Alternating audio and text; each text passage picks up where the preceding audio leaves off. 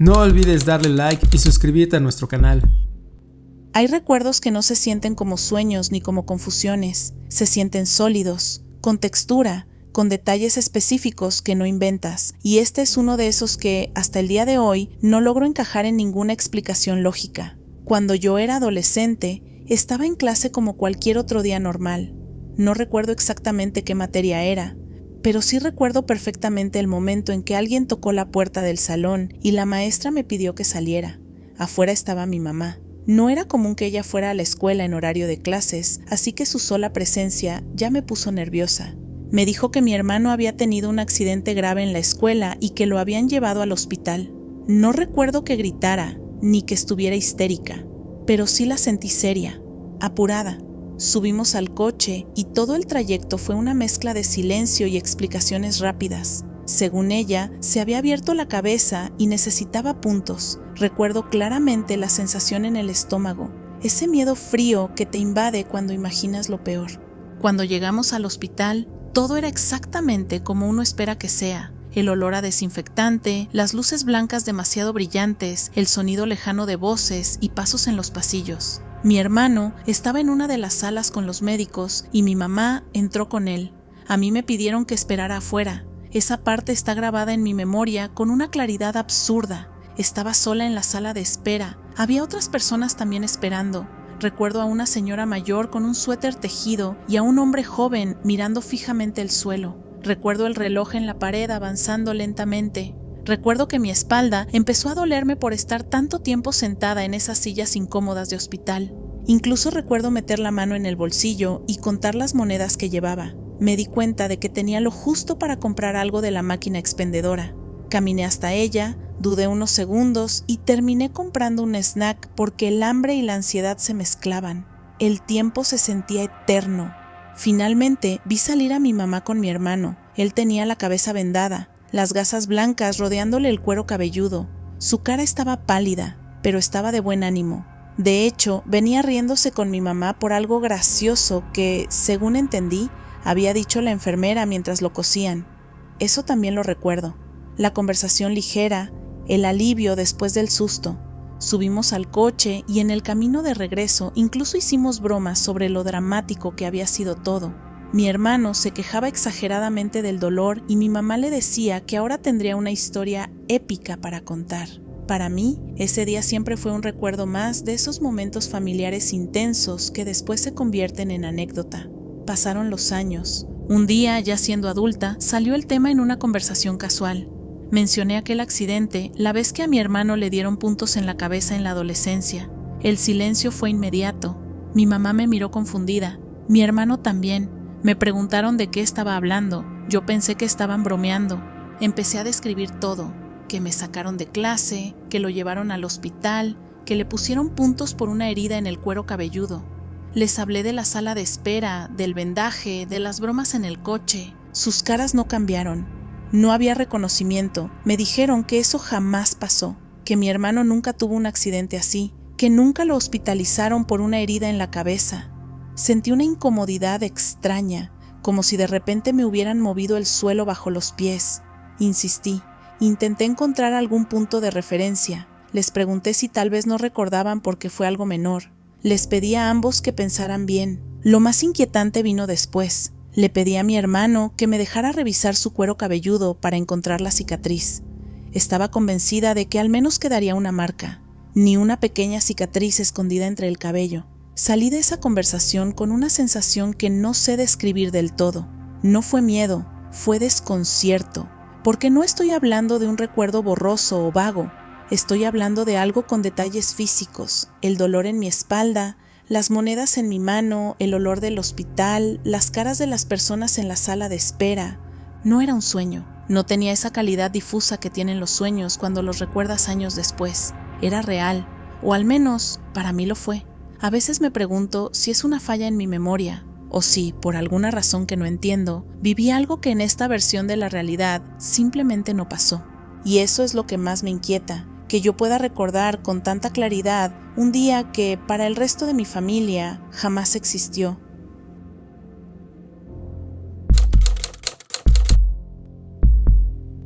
Lo que estoy a punto de contar todavía me cuesta procesarlo, incluso meses después. No es solo un sueño raro ni una coincidencia incómoda. Es una de esas experiencias que te marcan porque todo encaja demasiado bien, demasiado exacto. Esa noche estaba durmiendo en mi departamento a miles de kilómetros de casa. Vivo en el extranjero, prácticamente al otro lado del mundo, con una diferencia de casi 12 usos horarios respecto a mi ciudad natal. Me había acostumbrado a la distancia, a las llamadas en horarios imposibles y a estar lejos de mi familia, especialmente de mi hermano menor, que llevaba años luchando contra una enfermedad degenerativa bastante seria. Esa noche tuve una pesadilla intensa. En el sueño estaba corriendo. Alguien me perseguía, aunque nunca logré ver claramente quién era. El escenario era mi ciudad natal. Reconocía perfectamente las calles, los edificios, el ambiente. En algún punto del sueño pasé por un parque que está justo a solo unos minutos de la casa donde crecí.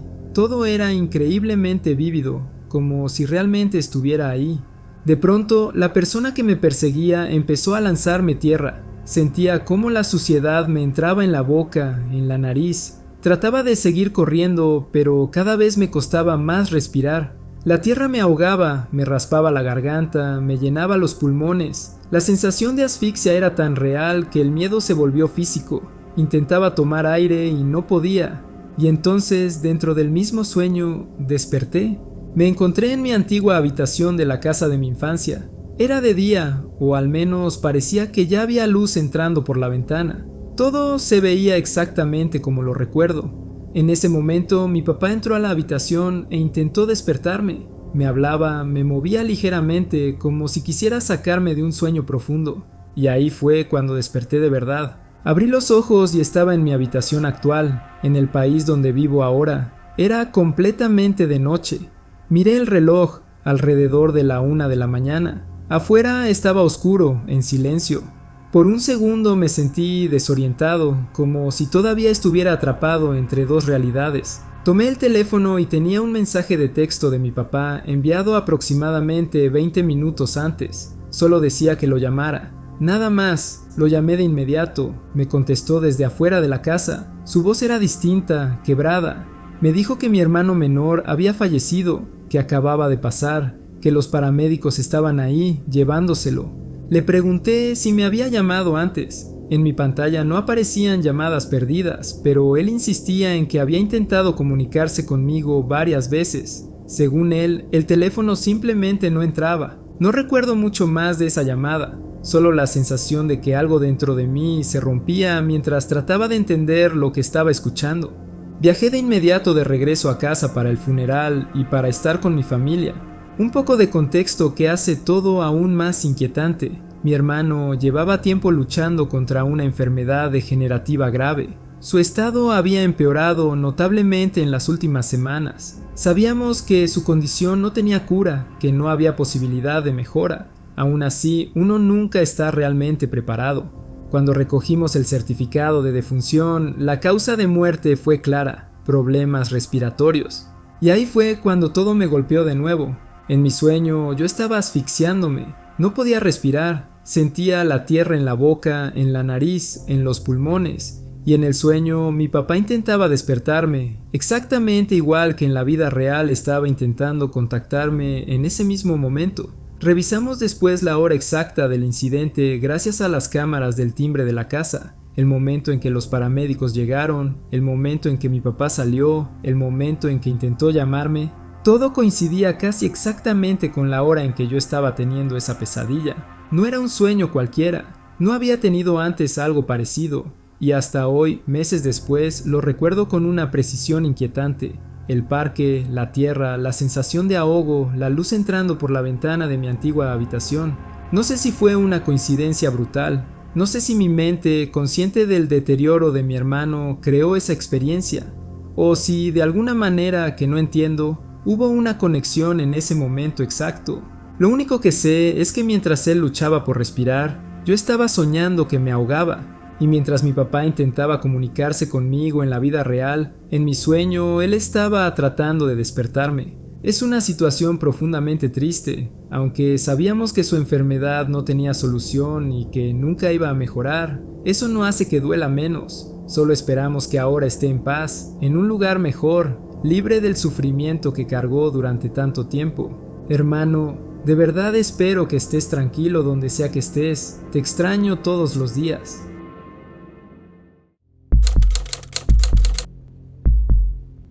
En el año 2017 tomé una de las decisiones más importantes de mi vida. Me mudé sola por primera vez. Era joven, estaba emocionada y también un poco asustada. El departamento no era grande, de hecho era bastante pequeño, pero tenía todo lo necesario para vivir cómoda. Estaba cerca de mi trabajo, tenía buena iluminación y aunque sencillo, se sentía como un espacio propio donde por fin podía empezar una nueva etapa. Al principio todo era normal, rutina de oficina, llegar en la noche, cocinar algo rápido, ver televisión y descansar. Nada fuera de lo común. Pasaron aproximadamente 6 meses hasta que ocurrió algo que todavía hoy me cuesta explicar. Eran alrededor de las 10 de la noche. Estaba en la cocina preparando la cena, completamente sola. Tenía la televisión encendida en la sala y mientras revolvía lo que estaba cocinando, decidí cambiar de canal. Me di la vuelta hacia la sala con el control en la mano y en la puerta de la cocina vi a un joven de unos 25 años, parado ahí como si nada. No tenía una expresión aterradora ni una actitud amenazante, simplemente estaba ahí, observando. Del susto lo único que pude decir fue: «Me asustaste». Cambié el canal casi por reflejo y cuando volví a mirar hacia la puerta, ya no había nadie. Ese fue el inicio de algo que transformaría mi vida de una manera que jamás habría imaginado. Después de esa noche, las apariciones comenzaron a repetirse. Al principio eran esporádicas, muy de vez en cuando, siempre en la noche y en distintos lugares del departamento, a veces en el pasillo, otras cerca de la sala, en una esquina del cuarto. Mi parte racional me decía que aquello no podía ser real, que debía estar imaginándolo. Sin embargo, su presencia no se sentía oscura ni peligrosa. Al contrario, había algo extrañamente calmante en él. Aunque me sobresaltaba cada vez que lo veía, nunca sentí miedo real, sino más bien una sensación de familiaridad que no sabía cómo explicar. Lo más extraño de todo es que, con el paso del tiempo, él cambiaba. No era una imagen estática, lo veía crecer. A veces aparecía con algo de barba, otras veces se veía más atlético. En ciertas ocasiones lo notaba cansado, incluso enfermo. Era como si estuviera presenciando el paso de los años en alguien que solo existía dentro de mi departamento. Así transcurrieron 2 años completos, 2 años conviviendo con esa presencia silenciosa que formó parte de mi día a día. Nunca se comunicó conmigo con palabras, pero había algo en su mirada que no era ajeno. Yo seguía con mi vida, trabajaba, salía con amigos, pero por las noches, en algún momento, volvía a verlo. Y siempre era el mismo joven. Hasta que un día todo cambió. Mi prima decidió visitar la ciudad junto a su novio y un par de amigos. Como buena anfitriona, los invité a cenar a mi departamento. Preparé todo con normalidad, sin imaginar lo que estaba a punto de pasar. Cuando tocaron la puerta y fui a abrir, me quedé completamente paralizada. Entre las personas que venían con mi prima estaba él, el mismo joven que llevaba 2 años apareciéndose en mi casa. No era parecido, no se parecía, era él. Sentí que el corazón se me salía del pecho. Me quedé sin palabras, pero lo más impactante no fue solo mi reacción. Cuando él cruzó la puerta y entró al departamento, se detuvo en seco. Su expresión cambió por completo. Se quedó petrificado, mirando alrededor como si estuviera reconociendo cada rincón. Más tarde, en medio de la conversación, salió a la luz algo todavía más inquietante. Él había estado teniendo sueños recurrentes con ese lugar. Soñaba con mi departamento desde hacía tiempo. Conocía la distribución, los espacios, la cocina, el pasillo. Decía que lo sentía familiar, como si ya hubiera estado ahí antes, aunque jamás lo había visitado en la vida real.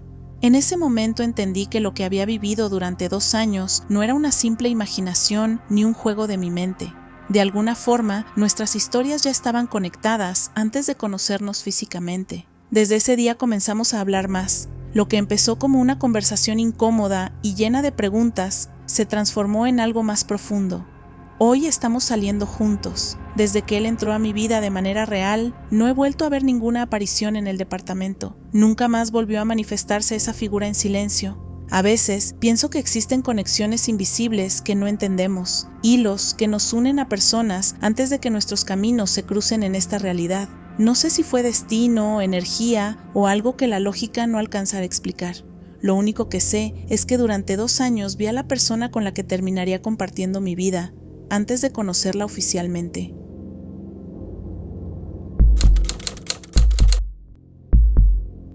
Yo tenía como 5 años, era muy chico, era de esos niños que se despiertan antes que salga el sol sin ninguna razón. Esa mañana me levanté súper temprano, todavía estaba oscuro y corrí al cuarto de mis papás para meterme en la cama con ellos y seguir durmiendo. Era algo totalmente normal, típico de niño pequeño que busca calor y compañía en medio de la noche. Me acomodé entre los dos y me volví a quedar dormido casi al instante. A la mañana siguiente, mientras desayunábamos, pasó algo que hasta el día de hoy sigue siendo imposible de explicar. Empezamos a hablar de lo que habíamos soñado esa noche y, sin ponernos de acuerdo, los tres describimos exactamente lo mismo. No fue algo parecido, fue idéntico. En el sueño estábamos en la habitación, acostados, y al pie de la cama había 3 figuras. Eran como fantasmas, pero no daban miedo. Llevaban ropa gris, tenían barba y una presencia muy definida. No eran sombras vagas ni formas borrosas. Los 3 los vimos igual. Lo más extraño es que ninguno sintió miedo. Al contrario, la sensación era completamente opuesta.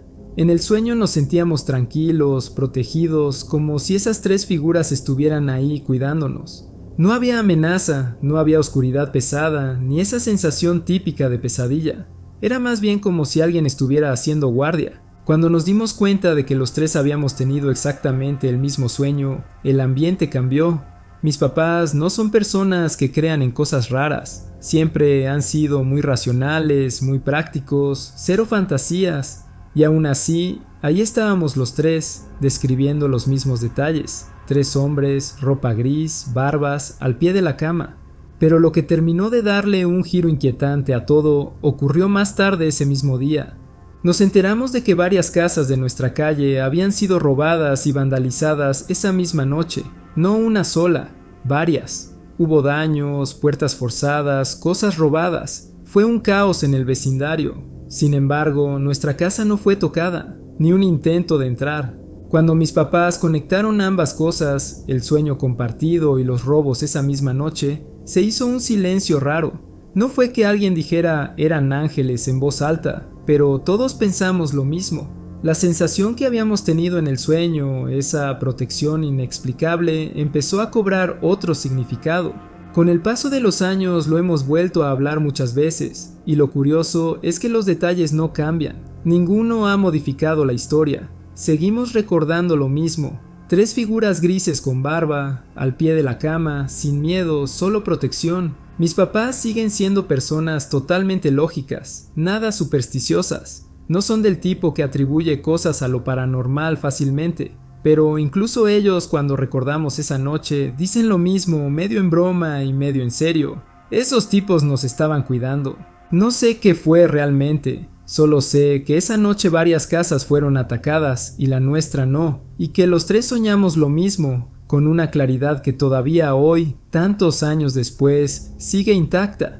Si existen los ángeles guardianes, esa noche definitivamente hicieron turno extra en nuestra habitación. Cuando era niña, mis papás solían organizar reuniones familiares enormes durante las fiestas, sobre todo en Navidad y Año Nuevo. Nuestra casa se llenaba de gente, tíos lejanos, primos que apenas conocía, amigos de la familia y hasta parientes que yo juraba que aparecían de la nada. Para mí era normal ver caras nuevas cada año, así que nunca me sorprendía demasiado que hubiera personas que no reconocía. Tenía unos 6 o 7 años cuando noté por primera vez a un hombre que no se parecía a nadie más en la reunión. Era más o menos de la edad de mi papá, quizás rondando los 50 o un poco más. Era bajito, algo robusto y usaba unos lentes de armazón grueso, muy al estilo de los años 50. Tenía una presencia tranquila, casi silenciosa. Desde pequeña me llamó la atención porque, a diferencia del resto, él no parecía involucrarse en conversaciones ni en bromas familiares. No lo veía reír a carcajadas ni levantar la voz para opinar. Simplemente caminaba despacio por la casa, observando todo, sonriendo como si estuviera disfrutando cada detalle de la reunión. Lo curioso es que, aunque apenas era una niña, Su presencia me transmitía una paz inexplicable, no me daba miedo ni desconfianza, al contrario, me hacía sentir segura. Era como si su sola presencia tuviera algo protector, como si estuviera ahí para cuidar que todo estuviera bien. Empezó a aparecer en varias de esas reuniones a lo largo de los años.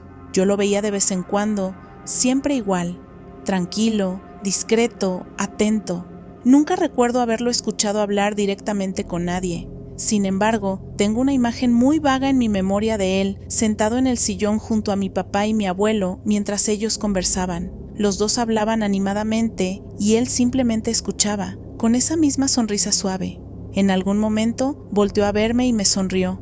Fue un gesto breve, pero lo recuerdo con mucha claridad. Cuando tenía alrededor de 10 años, dejamos de hacer esas reuniones grandes por problemas económicos. La casa ya no se llenó como antes, y con el tiempo ese hombre dejó de aparecer. Yo también crecí, y poco a poco su recuerdo se fue desdibujando entre tantas otras memorias de la infancia. Pasaron los años y cumplí 18. Estaba por graduarme de la preparatoria y le pedí a mi papá si podíamos invitar a algunos familiares lejanos a la ceremonia.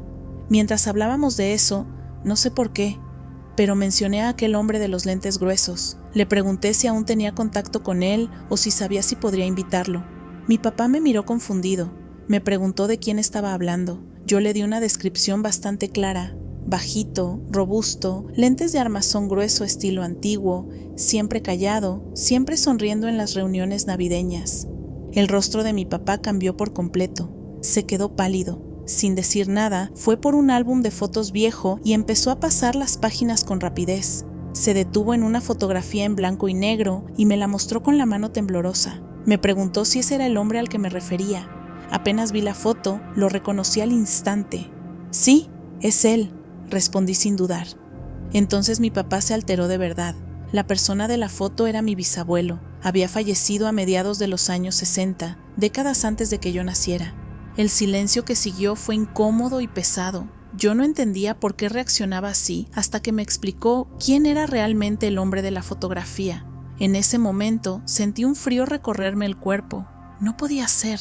Yo lo había visto en más de una ocasión. Recordaba su sonrisa, su manera de caminar, incluso la sensación de calma que me transmitía. Mis papás y mis abuelos están convencidos de que lo que vi fue el espíritu de mi bisabuelo visitando a la familia, como si vinieran a asegurarse de que todos estábamos bien. Cada vez que pienso en esas reuniones llenas de luces, risas y comida, también recuerdo a ese hombre callado de lentes antiguos que siempre parecía estar ahí, observándolo todo con cariño.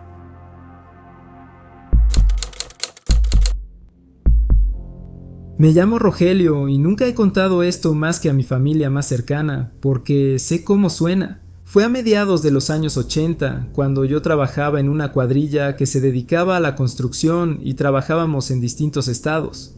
Esa vez salimos de Veracruz rumbo a Tamaulipas. Éramos 14 hombres arriba de un camión de redilas adaptado con bancas. Salimos de madrugada para aprovechar el fresco y avanzar varias horas antes de que el sol pegara fuerte. Recuerdo bien el ambiente, el olor a diésel, el frío que se metía por las rendijas de la lona, el murmullo de mis compañeros medio dormidos. Algunos cabeceaban, otros fumaban en silencio. Yo iba sentado del lado derecho, mirando la carretera oscura, apenas iluminada por los faros. El cielo estaba completamente despejado, sin luna, lleno de estrellas. No sé exactamente en qué tramo íbamos. Era carretera libre, recta, con monte bajo a los lados. De pronto, sin ningún ruido previo, sin que el motor fallara ni nada extraño, una luz cayó sobre nosotros. No fue como las luces de un carro, no venía de frente ni de atrás, fue como si el cielo entero se hubiera encendido de golpe. Una luz blanca, intensa, pero no lastimaba los ojos. Lo que más me impactó fue que no proyectaba sombras normales, parecía envolverlo todo como si el camión estuviera dentro de una burbuja luminosa. Algunos gritaron. Yo alcancé a levantar la cabeza y lo último que recuerdo es que el interior del camión estaba tan iluminado que podía ver hasta las partículas de polvo flotando en el aire. Sentí un mareo muy fuerte, como cuando uno se levanta demasiado rápido, pero multiplicado por 10. Un zumbido me llenó los oídos. No era el motor, era algo más profundo, como vibración. Después, nada. Cuando volví a abrir los ojos, estaba sentado en el mismo lugar. El camión iba en movimiento. El cielo estaba oscuro todavía, pero no igual. Ya había un tono más claro en el horizonte, como si estuviera por amanecer. Lo primero que noté fue el silencio. Nadie hablaba. Poco a poco comenzaron las preguntas. Que si nos habíamos quedado dormidos, que si el chofer se había desviado, que si habían visto la luz. El conductor juraba que no había perdido el control del volante. Decía que también había visto el resplandor, que el tablero se apagó un segundo y luego volvió a encender. Revisamos relojes. Algunos traían reloj de pulsera. Todos marcaban horas distintas, algunos detenidos. Pensamos que se habían descompuesto por la vibración. Nadie tenía una explicación clara. Seguimos el camino. Nadie quiso regresar. Llegamos a Tamaulipas y al entrar a la ciudad sentimos algo extraño en el ambiente. La gente nos miraba raro. Cuando por fin llegamos al lugar donde debíamos reportarnos, el encargado salió pálido al vernos. Nos dijo que nuestro jefe había metido una orden de búsqueda, que llevábamos 5 días desaparecidos. Al principio creímos que era una broma de mal gusto, pero no lo era. Nos enseñaron el periódico local donde aparecía la nota sobre un grupo de trabajadores extraviados en carretera. Nuestros familiares ya habían sido avisados. Algunos incluso habían ido a preguntar a hospitales y comandancias. Nosotros jurábamos que apenas habían pasado unas horas desde que salimos de Veracruz. Revisaron el camión. El tanque tenía menos diésel del que debería para un trayecto de solo una noche. La comida que llevábamos estaba echada a perder, como si realmente hubiera pasado tiempo. Algunos traíamos barba de varios días, más de la que recordábamos tener al salir. Intentamos reconstruir el trayecto, pero había un hueco imposible de llenar. Nadie recordaba haberse detenido en ningún pueblo, ni haber comido, ni haber dormido en otro lado. Era como si el tiempo simplemente se hubiera arrancado de nuestra memoria. Durante meses tuvimos pesadillas. Uno de mis compañeros decía que a veces escuchaba el zumbido en la noche. Otro renunció al trabajo poco después. El chofer nunca volvió a manejar largas distancias. Han pasado décadas desde entonces y todavía, cuando veo una luz muy intensa en la madrugada, siento el mismo mareo subir por el pecho. No sé dónde estuvimos esos 5 días. Solo sé que nos fuimos de Veracruz en la madrugada y llegamos a Tamaulipas 5 días después sin haber vivido, al menos en nuestros recuerdos, ni un solo minuto de ese tiempo. Antes de terminar este video, queremos darnos la oportunidad de saludar y agradecer a nuestra comunidad de tenebrosos. Valoramos mucho su apoyo. Cada suscriptor, cada comentario, cada like nos motivan a seguir creciendo y mejorando. Ustedes nos dan la oportunidad de hacer algo que nos apasiona y recuerden que si tienen una historia para compartir con nosotros, no olviden enviarla a nuestro correo electrónico que está en la descripción del video. Nos vemos en el próximo universo.